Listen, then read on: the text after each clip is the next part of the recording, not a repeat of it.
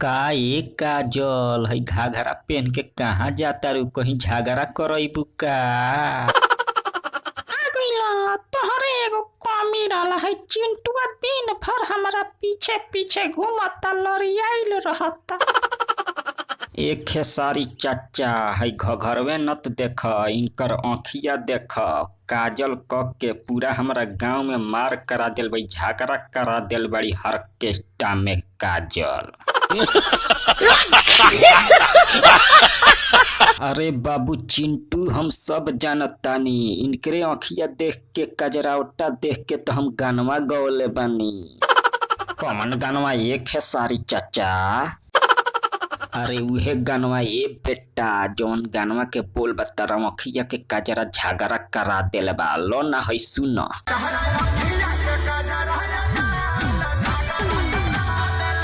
अरे हम सब जानत रही खेसारी हमरे कजरवा देख के गानवा गौले बाड़न। कोनो बात नहीं खे छोड़ जाए